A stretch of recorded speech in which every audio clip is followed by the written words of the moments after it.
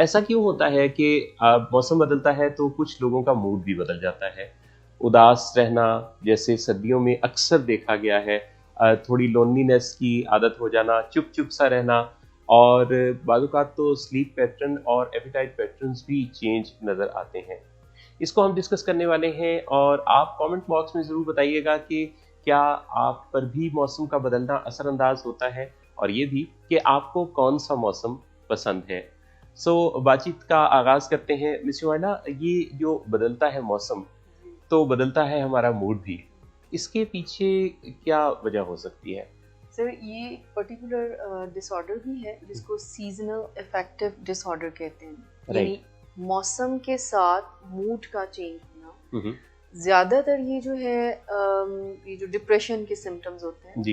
Affective disorder का मतलब ही यानी डिप्रेशन या सैडनेस की तरफ जो मूड हमारा जाता है वो है। देखिए, सीजनल अफेक्टिव डिसऑर्डर का तो एब्रिविएशन भी सैड ही बनेगा। जी बिल्कुल, सैड ही बनता है और मतलब भी इसका सैड ही होता है। जी। यानी मौसम के साथ आपके मूड्स का चेंज होना, यानी उदासी अफसरदगी का होना। और ज़्यादातर ये है जो ये विंटर और यानी ख़ज़ा के फॉल सीज़न के लास्ट से ये स्टार्ट होता है और विंटर तक ये जो है वो चलता है। ठीक। और इसके सिम्टम्स बिल्कुल वैसे ही होते हैं जैसे डिप्रेशन के होते हैं, लेकिन इसमें थोड़ा सा फ़र्क ये होता है कि जैसे लो फीलिंग्स का एक्सपीरियंस करना, जी। दिल ना लगना ऐसी चीज़ों में, इंटरेस्ट ही आपका लूज़ हो जाना, जो चीज़ें आपको पहले मज़ा देती थी वो अब उसमें इंटरेस्ट आपका लूज़ हो जाता है। दिल नहीं चाहता उठने को, एक सुस्ती सी आ जाती है। जो नींद है सीजनल अफेक्टिव डिसऑर्डर में, नींद इस तरह से डिस्टर्ब होती है कि आपको ज़्यादा नींद आती है, यानी आप ज़्यादा सोते हैं। बहुत रेयरली है कि वो डिस्टर्ब उस सेंस में हो, लेकिन ज़्यादा सोना, स्लीपीनेस का नाम इसके लिए यूज़ किया जाता है। और खाने की क्रेविंग्स, खास करके कार्बोहाइड्रेट्स और मीठे की क्रेविंग्स जो है, जिसमें फिर एज अ कॉन्सिक्वेंस या नतीजे के तौर पर जब खाने की क्रेविंग ज़्यादा होती हैं तो जाहिर सी बात है लोग खाते भी हैं just to settle the mood, और उसके फिर कॉन्सिक्वेंस में वेट गेन जो है वो एक प्रॉब्लम बनकर सामने आता है। ये जो सब इतना चेंज आ जाता है और जिसके नतीजा में ज़ाहिर है हमारी रूटीन लाइफ डिस्टर्ब हो जाती है। बज़ाहिर इस नाम से सीजनल अफेक्टिव डिसऑर्डर से ये लगता है कि ये शायद सर्दियों की बीमारी है या विंटर सीजन के अंदर ही ऐसा होता है, लेकिन इसके बरक्स भी देखा जाता है। यानी कि गर्मियों का मौसम आया, अप्रैल मई जून, जैसे जैसे रोशनी, धूप तेज हुई, लाइट तेज हुई, तो हम थोड़ा ज़्यादा एक्टिव भी हो जाते हैं, ज़्यादा फुर्तीले हो जाते हैं, ज़्यादा एनर्जी से भर भी जाते हैं। तो क्या फिर ये जो चीज़ है, बदलता हुआ मौसम उन लोगों को ज़्यादा इफेक्ट करता है जिनके अंदर कोई केमिस्ट्री के अंदर कुछ केमिकल्स की जो प्रोडक्शन है, उसका कुछ मसला होता है, या जो हमारा हाइपोथैलेमस है वो ज़्यादा रेगुलेट नहीं कर पा रहा होता चीज़ों? जी, आपने बिल्कुल सही बात की कि जब समर्स या स्प्रिंग्स आते हैं ना, तो यानी गर्मियों में आप देखते हैं लोग ज़्यादा एनर्जेटिक भी होते हैं और एजिटेटेड भी होते हैं। जी। यानी बहुत ज़्यादा चिड़चिड़ापन या उसमें भूख कम लगती है। तो हर सीज़न का अपना एक इफ़ेक्ट होता है मूड पर, जो सभी ऑलमोस्ट सभी के ऊपर होता है। इसमें बिल्कुल ब्रेन की जो केमिकल्स हैं ना, वो बहुत ब्रेन के पार्ट्स भी रोल प्ले करते हैं केमिकल। ये सीजनल इफेक्टिव डिसऑर्डर जैसे विंटर में उदासी अफसरदगी का फील करना, जो मैंने भी सिम्टम्स बताए, ज़्यादा नींद आना या भूख ज़्यादा लगना, इसकी सबसे बड़ी वजह ये होती है कि ब्रेन में ये लाइट से मोशन से आप रिलेट करती है, क्योंकि लाइट सर्दियों में ज़रा सूरज जो है वो कम उस तरह से रोशनी नहीं देता जिस तरह से गर्मियों में हमें मिलती है। दिन भी तो छोटे हो जाते हैं, देखिए 4-5 घंटे तक जो है वो रोशनी कम हो जाती है, सूरज की रोशनी, जिसकी वजह से जो ज़रूरी है, यानी ये थोड़ी सी समझने वाली बात मैं चाहूँगी कि तवज्जो से हमारे व्यूअर्स सुने, कि असल में जो मूड मिजाज को डील करने वाले हमारे दिमाग के कुछ केमिकल्स हैं, उनके अंदर चेंज आता है।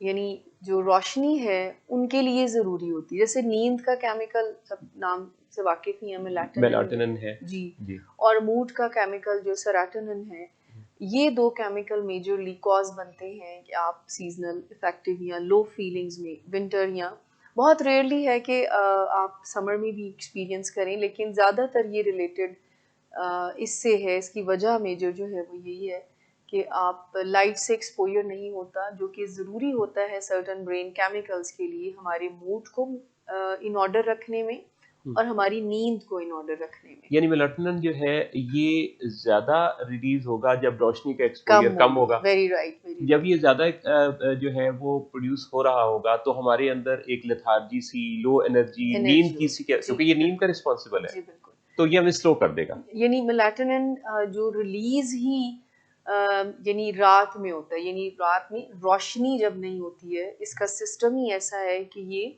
जहाँ पर रोशनी नहीं होती वहाँ पर ये रिलीज ब्रेन में, यानी अगर दिन में ये रिलीज नहीं होता, रात में ही रिलीज होता है। और इंटरनल जो हमारा क्लॉक है ना, वो फिर डिस्टर्ब होके रह जाता है। बिल्कुल ठीक। और वो फिर चूंकि अगर रोशनी कम है या सूरज की रोशनी जो हम एक्सपोजर नहीं होता, तो वो ज़्यादा रिलीज होना शुरू होता है, इसीलिए हम लेथार्जिक और स्लगिश, सुस्त सा फील करते हैं और हमें नींद की फीलिंग ज़रा ज़्यादा आती है। बिल्कुल सही। On the other hand serotonin जो है वो भी मूड मिजाज को डील करने वाला केमिकल है, और ये भी सूरज की रोशनी से इफेक्ट होता है। ठीक। और ये हमें कंट्रोल का सेंस देता है, इम्पल्स को और मूड को ज़रा जिसको कहते हैं ना इत्मीनान और सेरेनिटी वाला मूड जो है वो लाने में मददगार, सीरीन सी एक खुशी जो है वो वहाँ से फूटती है। ये फरमाइएगा कि कब ऐसा तवज्जो देने की ज़रूरत होती है कि ये मसला जो है ये कंसल्ट किए जाने की ज़रूरत है, क्योंकि ज़ाहिर है कि जितने भी हमारे मसले हैं उसमें भी तो उनकी स्टेजेस होती हैं, जैसे माइल्ड है, मॉडरेट है, स्वेयर है। कब ज़रूरत समझी जाए कि अब किसी से मशवरा करने की ज़रूरत है या इसमें कोई ना कोई मदद लेने की ज़रूरत है? सर जैसे बहुत सारे लोग, जैसे मैंने कहा ऑलमोस्ट एवरीबडी, हम सब पे मौसम का एक बाकायदा असर होता है। जैसे अभी शुरू में हम बात कर रहे थे, गर्मियों में ज़रा एजिटेटेड लोग ज़रा ज़्यादा हो जाते हैं मौसम की वजह से, और सर्दियों में वैसे ही थोड़ा स्लो और सैड फील करते हैं। लेकिन कब इसके लिए कोई मदद लेना या कोई मेडिकल हेल्प लेना ज़रूरी है? जब ये फीलिंग जो है आपकी, ये अलामात जो है परसिस्ट करना शुरू करते हैं। राइट। जब आप बिल्कुल ही मोटिवेट ही ना हो अपने रोजमर्रा के कामों को करने के लिए, और मामूलात डिस्टर्ब होने लगे, मामूलात जो है जिंदगी के रोजमर्रा के वो डिस्टर्ब होना शुरू हो जाए। जैसे मैंने कहा कि इसके सिम्टम में क्रेविंग्स हैं, तो अगर कोई, और एक्सपर्ट्स कहते भी ये हैं कि जब आपका वेट गेन होना शुरू हो जाए ना, तो you should be very serious about it. और क्रेविंग की हम बात जैसे कई दफा करते रहते हैं कि क्रेविंग बाज़ औक़ात इसमें सोने की या बेड पर लेटे रहने की भी क्रेविंग बढ़ जाती है। बिल्कुल, ये तो मेरे हाल में आजकल तो तकरीबन हर बंदे के साथ ही मसला है कि वो उठ जाए जब भी जाए, बेड से निकलना उसके लिए जरा मुश्किल हो जाता है। बस फिर तो उसे अल्लाह ही उठाए। मेरे मतलब है तौफीक दे। जी। जब आपकी रोजमर्रा के मामलात जो हैं वो डिस्टर्ब होना शुरू हो जाएं और आपको वाज़िया तौर पर उसके नताइज देखने में आए, आप काम काज में कोई दिलचस्पी नहीं ले रहे, कर ही नहीं रहे हैं, उठ ही नहीं पा रहे, मोटिवेट फील नहीं कर रहे, तो आपको किसी प्रोफेशनल से कंसल्ट करने की ज़रूरत है। और इसकी मैनेजमेंट में अगर नीड हो तो मेडिसिन्स भी दी जाती हैं, ये आपका फिर कंसल्टेंट डिसाइड करता है, और ये थेरेपी से भी बेहतर की जाती है। और इसके लिए एक थेरेपी जो यूटिलाइज होती है, क्योंकि हमारे यहाँ इतना ज़्यादा इसका इतनी अंडरस्टैंडिंग नहीं है, लोग इसको इस तरह से कह देते हैं कि चले मौसम का थोड़ा असर है, तो इतनी डिसफंक्शनैलिटी देखने में नहीं आती है। इसके लिए लाइट थेरेपी एक थेरेपी है। सीक्रेट आउट कर रही है ना, यानी एक ऐसा सीक्रेट कि जो अगर कोई अपना लेगा तो ये मसला ही हल हो जाएगा। लाइट थेरेपी क्या है? लाइट थेरेपी यानी चूंकि ये हम जो बात कर रहे हैं कि ये सन लाइट ना होने की वजह से इसकी मेजर कॉज ये है, जो ब्रेन में थोड़े केमिकल अप एंड डाउन होते हैं, तो जैसे ही लाइट में जाते हैं हम, यानी वो धूप में बैठना हो, वेस्ट में तो इसके लिए लाइट बॉक्स बाकायदा तैयार किए गए हैं जो मिमिक करते हैं सनलाइट को ना। ठीक। तो उसमें बैठना जो है इस प्रॉब्लम को काफी हद तक बेहतर कर देता है। राइट। मतलब आप अगर लाइट्स के अपना एक्सपोजर करते हैं उसके साथ, जी। तो आपका ये जो सीजनल इफेक्टिव डिसऑर्डर है, अगर उस क्रॉनिसिटी तक नहीं पहुंचा है कि आपको मेडिसिनल हेल्प की ज़रूरत हो, तो ये बेहतर हो सकता है। सो इसका मतलब है कि रोशनियों से जुड़े रहिए, अपने दिलो दिमाग को रोशन रखिए, आपके इर्द गिर्द रोशनी रहेगी और आपके जो अफ़ाल हैं, आपकी प्रैक्टिसेस हैं, वो भी माहौल को जगमगाते रहेंगे। एक यहाँ पर बात मैं आपकी बात से करूंगी कि रात को रोशनियों से मत जुड़े अच्छा, रहिए। ये इट्स वेरी फ्रीक्वेंट। बड़ा इम्पोर्टेंट है। जी, रात को जो आपकी टाइमिंग है उसके मतलब आप क्लॉक वाइज अपने आप को लेकर चले। हुँ, इस तरह से जिस अगर आसानी से बता सकें कि आप क्लॉकवाइज अपने आप को लेकर चलें, और बिफोर सीजन अगर इसकी मैनेजमेंट और इसके ऊपर ज़रा ज़्यादा तवज्जो, जिन लोगों को ये प्रॉब्लम होती है उन्होंने फील किया है, तो बिफोर सीजन अगर इसकी मैनेजमेंट में एक्टिव हो जाए तो ये टू सम एक्सटेंट प्रिवेंट भी हो सकती है चीज़। और जब आप समझ लेते हैं किसी जी चीज़ के किसी भी मसले की साइंस को समझ लेते हैं, जी तो मैंने देखा है कि उस साइंस के समझ लेने के बाद भी वो मसला काफ़ी बेहतर हो काफ़ी हद जाता तक है, बेहतर काफ़ी हो जाए, बेहतर। उसको डील करना आ जाता है। बाइपोलर के पेशेंट के लिए छोटी सी बात पे मोहसिन साहब हम आगे बढ़ते हैं कि जी, बाइपोलैरिटी यानी बाइपोलर डिसऑर्डर जिनको है या डिप्रेशन डिसऑर्डर है, तो सीजन से उसके आप समझ लें कि बढ़ने के चांसेस ज़्यादा हो जाते हैं। क्योंकि उसकी केमिस्ट्री ऑलरेडी वो इस हवाले से जी, कुछ पीछे सेंसिटिव है। सेंसिटिव है ना। बिल्कुल, बिल्कुल। तो वो राइट। ज़्यादा वल्नरेबल हो जाते हैं।